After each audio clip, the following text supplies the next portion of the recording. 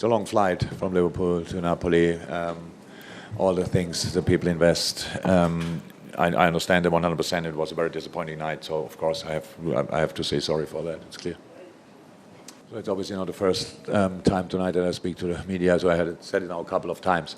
So I think the problems we had tonight were obvious. So number one, Napoli played a really good game. We played a really bad game. Why did we play a bad game? A little bit because we cannot ignore the start, how it happened. How it started with a penalty, then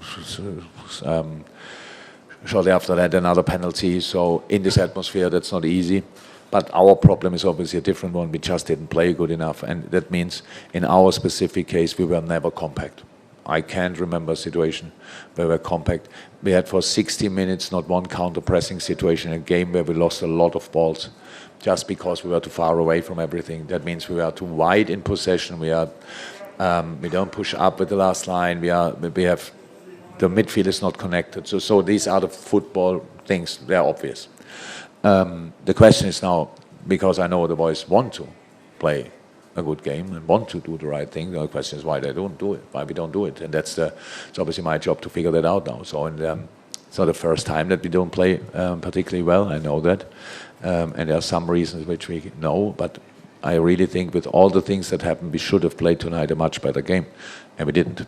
And again, my responsibility. Just the problem is, since the game finished, I speak to media. I didn't have time to think or whatever, and I really think it makes sense to think a second longer, watch the game back, try to understand, and then have the right message for the boys, because that's the most important thing. How I said, you don't think a lot after a game, you react more. So when I said that, it's true, that we have to kind of reinvent ourselves, because it's just, so basic things were not there. So it's a difficult period, no doubt about that. But if you're not playing exceptionally well, you still can defend on a really high level. We should be able to do that, and we are, obviously. But in this moment, we are kind of in between. Like, I know the start in the game then doesn't help. So, like, if we want to defend well and concede a penalty after 3 minutes, in the next one, I don't know exactly when it happened, but after 10 minutes, that's obviously then you cannot exactly do that. So it's like we are in between. Tonight we were caught in between, if you want. But still, it's a job to do. That's what I mean. It's not that we have to invent a new kind of football.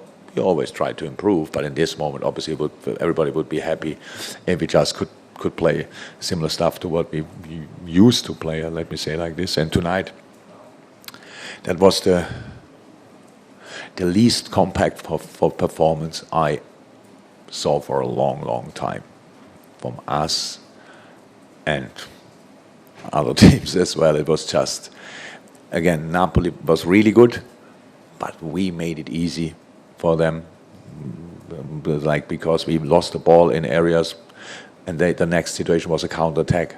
So that's not how it should be, and that's where a few things are really clear. We have to change that, and the reason why it's now like this is getting a bit more clearer as well. But I need time to, for just saying the right things, because in a moment it's not 100% clear. Good evening. Given that Napoli have such fast forward players, was it not a risk to play with such a high line?